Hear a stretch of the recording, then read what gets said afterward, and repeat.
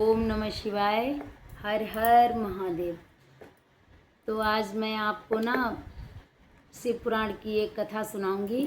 उसमें यमलोक का मार्ग एवं यमदूतों के स्वरूप का वर्णन है। तो आप लोग उसे ध्यानपूर्वक सुने और जो भी बुरे काम करते हों अगर तो छोड़ दें, क्योंकि ना यमलोक का रास्ता थोड़ा कठिन है। यमदूत लेके जाते हैं ना, तो वहाँ भैया बड़ा कठिनाई होती है। अच्छे कर्मों वाले लोगों को अच्छे फल मिलते हैं और बुरे कर्म जो करते हैं उन्हें कर्म भोगने ही पड़ते हैं, क्योंकि कर्म कभी भी पीछा नहीं छोड़ते। जो इंसान जैसे कर्म करता है उसे भोगने पड़ते हैं। चाहे संसार का कोई भी जीव हो, माँ बाप माफ़ कर सकते हैं गलती, लेकिन कर्म पीछा नहीं छोड़ते। चाहे भगवान माफ़ कर दे, लेकिन कर्म तो भोगने ही पड़ेंगे। तो आइए हमारे साथ सुनिए यमलोक का मार्ग एवं यमदूतों के स्वरूप का वर्णन। बोलो भोलेनाथ की जय। हर हर महादेव। जय सीताराम। सनत कुमार बोले, 4 प्रकार के पापों का कारण विवश होकर समस्त शरीरधारी मनुष्यों को भय उत्पन्न करने वाले घोर यमलोक को जाते हैं। ये बात गर्भस्थ उत्पन्न बालक, युवा, मध्यम, वृद्ध, स्त्री, पुरुष, नपुंसक आदि समस्त जीवों के विषय में जाननी चाहिए। यहाँ पर चित्रगुप्तादि सभी यम परिचर एवं वशिष्ठादि प्रमुख महर्षिगण जीवों के शुभ अशुभ फल पर विचार करते हैं। ऐसे कोई भी प्राणी नहीं है जो यमलोक नहीं जाते। इसे अच्छी तरह विचार कर लीजिए। यमलोक भैया सभी जाते हैं, ठीक है। इस पे अच्छी तरह विचार कर लो कि अपने किए कर्म का फल अवश्य ही भोगना पड़ेगा। इससे कोई न बचा है न बचेगा, ठीक है। यमलोक के रास्ते से ही बाद में स्वर्ग जाओगे। पहले लेखा जोखा देखा जाएगा कि आपने क्या अच्छे कर्म किए हैं, क्या बुरे किए हैं। चाहे मैं रही या कोई, सभी को जाना है, ठीक है। हाँ, तो अच्छी तरह विचार कर लीजिए कि अपने किए कर्म का फल अवश्य ही भोगना पड़ेगा। उनमें जो शुभ कर्म करने वाले सौम्य चित्त एवं दयालु होते हैं, वे मनुष्य यमलोक में सौम्य मार्ग तथा पूर्व द्वार से जाते हैं। समझे? जो लोग दयालु होते हैं ना, वो यमलोक में जो पूर्व दिशा का दरवाज़ा है उससे जाते हैं। किंतु जो पापी, पाप कर्म में निरत एवं दान से रहित हैं, वे घोर मार्ग द्वारा दक्षिण द्वार से यमलोक में जाते हैं। जिसने कभी दान नहीं किया है, ठीक है, जो पापी मनुष्य हैं और मतलब पाप हमेशा करते रहते हैं, दूसरों को दुख देते रहते हैं, वो लोग हैं ना दक्षिण दिशा में जो दरवाज़ा है उससे जाते हैं।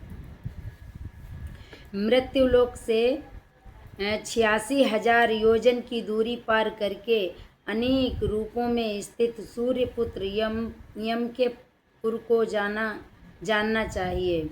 यह पुर पुण्य कर्म वाले मनुष्यों को समीप में स्थित सा जान पड़ता है, किंतु घोर मार्ग से जाते हुए पापियों को बहुत दूर स्थित प्रतीत होता है। जो लोग पुण्य करते हैं उनको ये पास में है, और जो लोग पाप करते हैं ना, इनको बहुत दूर पड़ता है। हाँ, जो दक्षिण दिशा से जाते हैं। तीक्ष्ण कांटों से युक्त बड़े बड़े कांटे, ये बबूल के तो छोटे छोटे होते हैं, उससे भी बड़े बड़े कांटे, ठीक है। अब भगवान जाने वो काहे के कांटे होते होंगे, ऐसा लिखा है जो हम पढ़ रहे हैं। तीक्ष्ण कांटों से युक्त, कंकड़ों से युक्त बड़े बड़े कंकड़, नुकीले, जो मतलब भाले की तरह पैर में चुभें, ठीक है। कंकड़ों से युक्त, छुरी की धार के समान तीखे, जैसे चाकू होता है ना, चाकू की धार होती है, उसी के समान बिल्कुल तेज। देखने नहीं, जरा सा लग गया तो क्या होता है उंगली का, ऐसे ही चाकू के समान तेज जो पत्थर नुकीले होते हैं, ठीक है। पाषाणों से, हाँ, छुरी की धार के समान तीखे पाषाणों से बने हुए कहीं जोंकों से भरे हुए, जोंक होती है ना जो लिपट जाती है, खून चूस लेती है, भैया वो छोड़ती नहीं है। ऐसा खून पीती है, ऐसा खून पीती है कि वो छोड़ती नहीं है। समझ गए? उन जोंकों के वो पत्थरों में, एक तो तेज धार वाले पत्थर जो एकदम चाकू से भी तेज, हाँ, और उसमें जोंक डाल दी। अब जोंकों में जाओ तो धार, हाँ, जोंकों से भरे हुए तथा बहुत से कीचड़ से युक्त, कहीं लोहे की सुई के समान नुकीले कुशों से युक्त, कहीं नदी तट जैसे दुर्गम स्थानों से अति विषम तथा वृक्षों से परिपूर्ण पर्वतों से युक्त और प्रतप्त अंगारों से युक्त मार्ग से दुखित होकर पापी लोग जाते हैं। भैया अंगारों पे भी चलना पड़ता है, ठीक है। इतनी चीज़ें बता दी हैं, झूठी नहीं है, लिखी हुई हैं, पढ़ना कभी शिव पुराण तो पता चलेगा। वही मार्ग कहीं, हाँ, तो ऐसे मार्ग से जो पापी लोग होते हैं वो जाते हैं। वह मार्ग कहीं भयानक गड्ढों से, कहीं अत्यंत दुष्कर ढेलों से, कहीं अत्यंत जलती हुई रेतों से, बालू है ना एक तपती हुई, जैसे नहीं उसमें चने भूने जाते हैं, ऐसी गरम गरम बालू, ऐसी बालू पे चलाया जाता है, उसमें चल के खींच के ले जाते हैं यम के दूत, ठीक है। तो है दुर्गम स्थानों से अति विषम तथा वृक्षों से परिपूर्ण पर्वतों से युक्त और प्रतप्त अंगारों से युक्त मार्ग से दुखी होकर पापी लोग जाते हैं। वह मार्ग कहीं भयानक गड्ढों से, कहीं अत्यंत दुष्कर ढेलों से, कहीं अत्यंत जलती हुई रेतों से, कहीं तीक्ष्ण कांटों से, कहीं अनेक शाखाओं वाले फैले हुए बांस के वनों से व्याप्त है। मार्ग में कहीं भयानक अंधकार, एकदम अंधेरा, जैसे नहीं लाइट चली जाए ऐसा नहीं, घनघोर अंधेरा, हाँ, भयानक अंधकार, और कहीं पकड़ने के लिए कोई आधार नहीं, छोड़ दिया जाता है एकदम अकेले, मरो ऐसे ही।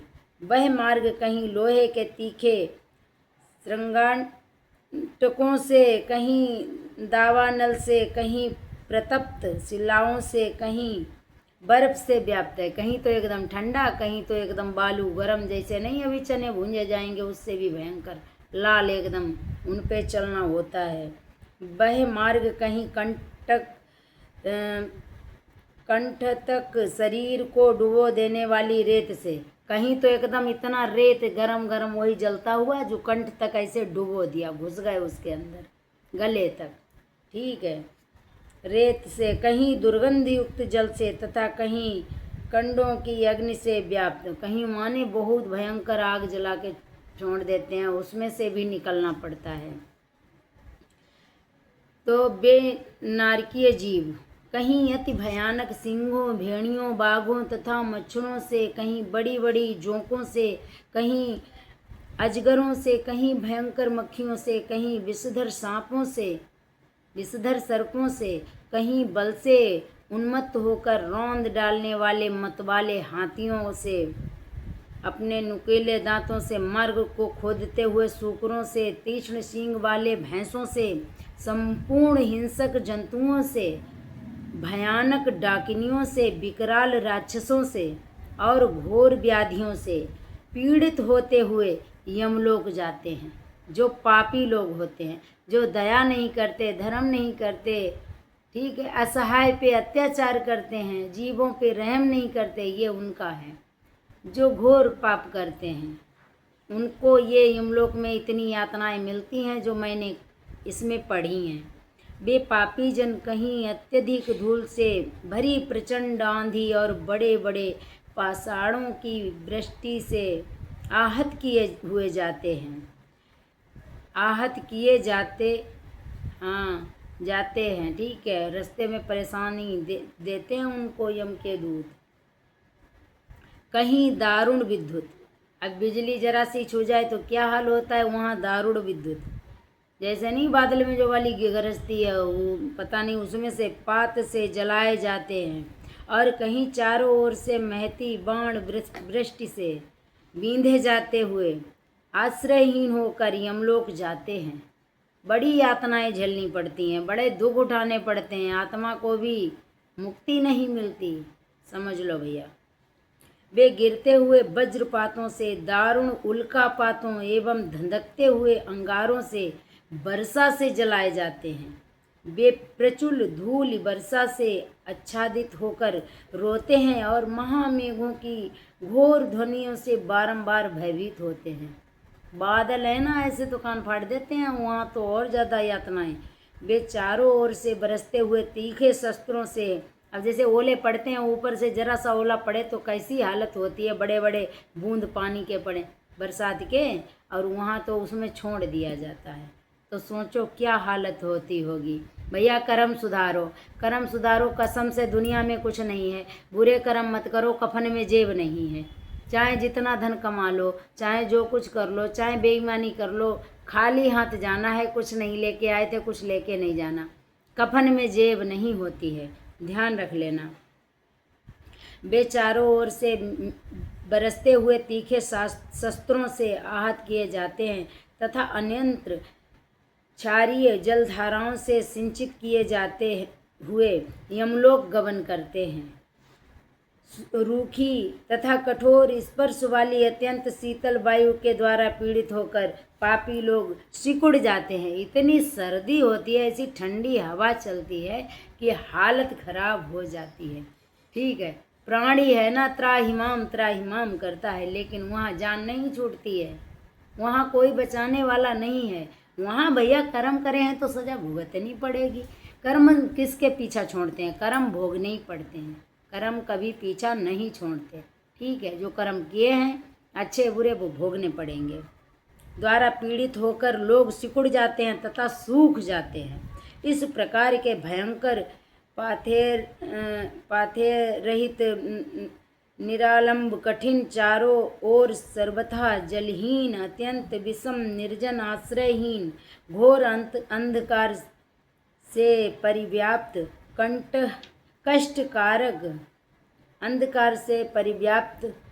कष्टकारक तथा संपूर्ण दुष्ट आश्रयों से युक्त मार्ग से जो मूढ़ तथा पाप कर्म वाले जीव हैं, वे सब यमराज के आज्ञाकारी महाघोर दूतों द्वारा बलपूर्वक यमलोक ले जाए जाते हैं। भैया यमलोक में ना उनके यमराज के दूत हैं, वो छोड़ते नहीं हैं, वो घसीट के ऐसी जगह से ले जाते हैं।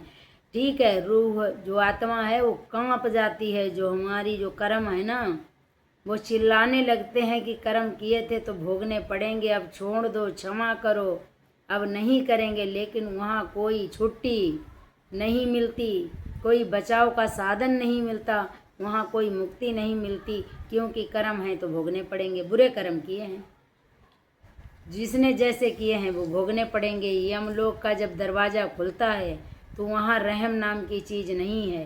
कर्म तो भोगने पड़ेंगे, चाहे किसी के भी हों। तो कर्म सुधारो। तो बलपूर्वक यमलोक ले जाए जाते हैं। जो भी बुरे कर्म करते हैं वो बलपूर्वक यम के दूत ले जाते हैं। वे अकेले पराधीन मित्रों और बंधुओं से रहित होकर अपने कर्मों को सोचते हुए बार बार रोते हैं। वो वहाँ अकेले होते हैं, ना कोई रिश्तेदार होता है, ना भाई बंधु होता है, ना घरवाली होती है, ना बच्चे होते हैं, कोई होता ही नहीं है, अकेले होते हैं। फिर वहाँ बैठ जाते हैं, फिर वो कर्म याद करते हैं, मैंने ये कर्म किए, मैंने वो कर्म किए। अब कोई नहीं है हमारे, न घरवाली, न बच्चे, न बच्ची, न रिश्तेदार, न हमारे यार दोस्त, कोई है ही नहीं। भोगने पड़ेंगे और भोगते हैं, कर्म भोगते हैं, समझे। और फिर उनको हर काम याद आता है जो बुरा किया। जैसे टीवी में फिल्म चलती है, ऐसे ही ठीक इसी प्रकार जो इंसान जिंदगी में कर्म करता है वो यमलोक में ऊपर रील उसकी घूमती है। जैसे टीवी में फिल्म की रील चलती है, सीन दिखाई पड़ते हैं ना कि ये कर्म किए थे, इसकी सजा है। यमराज के पास पोथी पत्रा सब होता है, जो यमराज है उनके पास सब है। तो भैया अपने कर्मों को सोचते हुए बार बार रोते हैं। वे प्रेत बनकर वस्त्रहीन, शुष्क, कंठ उष्ण एवं तालु वाले, अशांत, भयभीत, जलते हुए एवं क्षुधा से व्याकुल होकर चलते रहते हैं। बहुत बेचैनी होती है, चलते रहते हैं। कोई मनुष्य जंजीर से बांधकर ऊपर की ओर पैर करके बलवान यमदूतों द्वारा खींचे जाते हुए ले जाए जाते हैं। कोई छाती के बल नीचे की ओर मुख किए हुए घसीटे जाते हैं और अति दुखित होते हुए कोई केस पास में रस्सी बांधकर, कोई तो बालों में किसी के रस्सी बांध लेते हैं, किसी को यहाँ से बांध के तब घसीटते हैं, किसी को उल्टा करके ले जाते हैं, हाँ पैर सिर नीचे और पैर बांध लिए, घसीटे लिए चले गए। ठीक है, घसीटे जाते हैं। अन्य प्राणी ललाट को अंकुश से विदीर्ण किए जाने के कारण अत्यंत दुखी होते हैं। जब मतलब ये रगड़ते हुए जाता है ना, तो माथा जब उन्हीं सब चीज़ों में जो दुखदाई हैं तो बड़ा दुखी होता है इंसान, अत्यंत दुखित होते हैं। उत्तान किए हुए कुछ लोग कांटों के मार्ग से तथा अंगारों के मार्ग से ले जाए जाते हैं। किसी के दोनों हाथ पीछे की ओर बांधकर, किसी के पेट को रस्सी आदि से जकड़कर, किसी को जंजीरों में कसकर, किसी के दोनों हाथों में कील ठोंककर और किसी के गले में रस्सी डालकर खींचते हुए दुख देकर ले जाया जाता है। सुन लो भैया ध्यानपूर्वक, अगर कोई बुरे कर्म करते हो तो छोड़ दो, और हम भी अमल करेंगे, हमें भी ऊपर जाना है। हमें यहाँ अमर थोड़ी ना है जो हम यहाँ रहेंगे। जो भी बुरा करते हैं तो भैया अगर कहीं भूल चूक हो जाती होगी तो सुधारेंगे, हम भी कर्म सुधारेंगे, आप लोग भी कर्म सुधारो। ये वहाँ रहम नहीं है, वहाँ डानगिरी नहीं चलेगी, वहाँ कोई भी समझौता नहीं है, कर्मों की सजा भोगनी पड़ेगी। दुख देकर ले जाया जाता है। कुछ लोग जीभ से अंकुश चुभाकर रस्सी से खींचते जाते हैं। भैया जीभ में ही, जैसे नहीं कील ठोके उसमें रस्सी बांध ली, उसी से घसीट दिया। कुछ लोग नाक छेद कर नथुनों में रस्सी, जैसे बैल के डाल के खेत जोतते हो ना, ऐसे ही करके रस्सी नाक में डाल के नकेल रस्सी वो खींच के घसीट के ले गए, उससे खींचे जाते हैं। तथा गालों तथा ओंठों को छेद कर उसमें रस्सी डालकर खींचे जाते हैं। किसी का हाथ, किसी का पैर, किसी का कान, किसी का ओंठ, किसी की नाक, किसी का मतलब गुप्तांग, किसी का गुप्तांगी बता रहे हैं। अब तुम समझ जाओ भैया, हम नहीं कहेंगे अपने मुंह से। राम राम, राधे राधे, हमने बहुत बताया, अब आप खुद ध्यान कर लो। शरीर का कोई अंग नहीं जहाँ से वो घसीटते ना हो, उनकी मर्जी है, तुम्हारे कर्म है, जैसा कर्म वैसी सजा, समझ गए।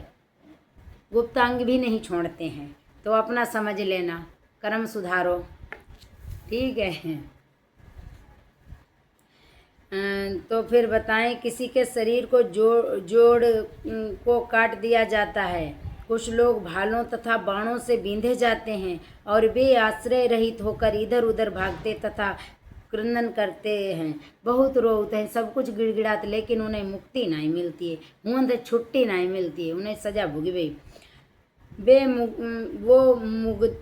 मुदगरों से तथा लोह दंडों से बार बार पीटे जाते हैं और अग्नि तथा सूर्य के समान तेज वाले विविध भयंकर कांटों से तथा बिंदीपालों से बेंधे जाते हैं। इस प्रकार रक्त एवं मवाद का श्राव करते हुए तथा विष्ठा और क्रम से भरे हुए मार्ग से मनुष्य विवश होकर यमपुरी ले जाए जाते हैं।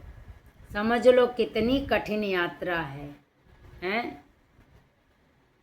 वे भूख से व्याकुल होकर अन्न पानी मांगते हैं, धूप से संतप्त हो छाया की याचना करते हैं और शीत से दुखी हो अग्नि के लिए प्रार्थना करते हैं।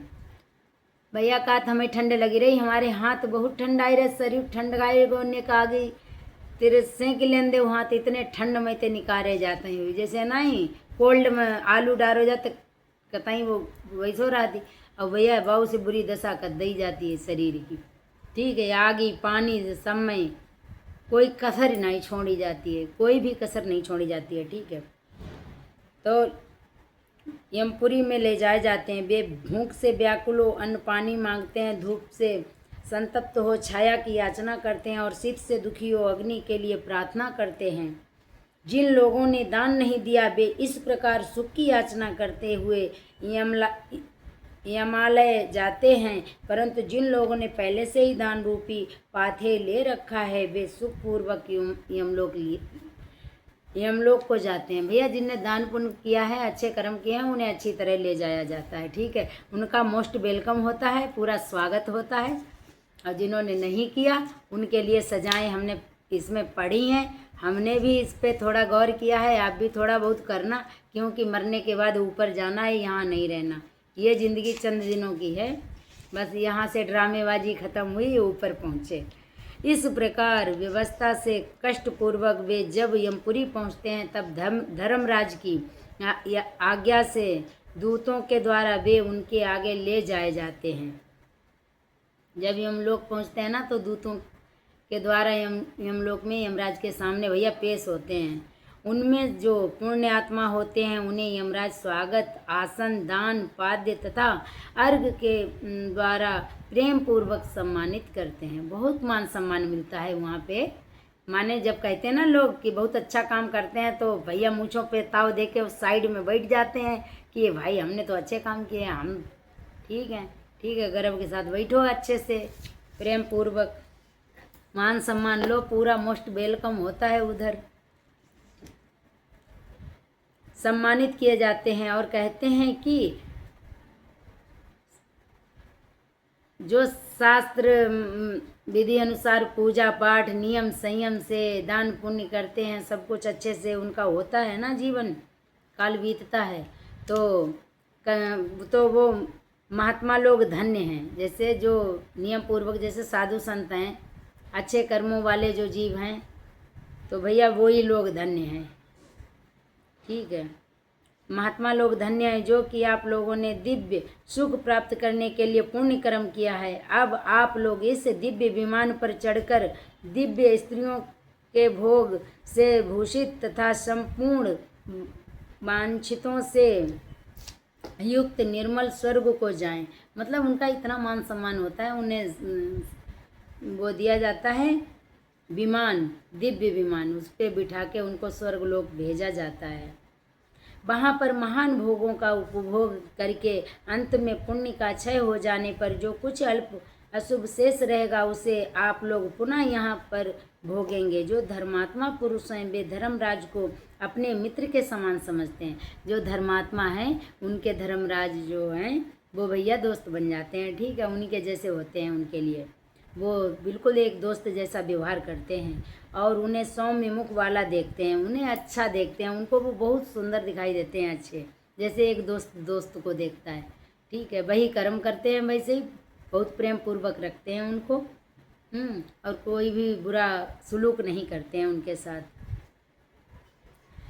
धर्मराज को अपने मित्र समान समझते हैं और उन्हें सौम्य मुख वाला देखते हैं। जो क्रूर कर्म करने वाले हैं वे यमराज को भयानक दाढ़ युक्त, विकराल मुख वाला, कुटिल भौं युक्त नेत्र वाला तथा ऊपर उठे हुए केसों वाला, बड़ी बड़ी मूंछ एवं दाढ़ी वाला, क्रोध के कारण फड़कते ओंठों वाला, 18 भुजाओं वाला, कुपित काले अंजन के पहाड़ के समान, संपूर्ण आयुधों को धारण किए हुए हाथों वाला, अपने दंड से सबको डांटते हुए, बहुत बड़े भैंसे पर आरूढ़ एवं जलती हुई अग्नि के समान नेत्र वाला समझते हैं। वे पापी जन यमराज को रक्त वर्ण की माला तथा वस्त्र धारण किए हुए, सुमेरु पर्वत के समान, प्रलयकालीन महामेघ के समान गर्जना करते हुए, समुद्र को पीते हुए, पर्वतराज को निगलते हुए और अग्नि को उगलते हुए मानो देखते हैं।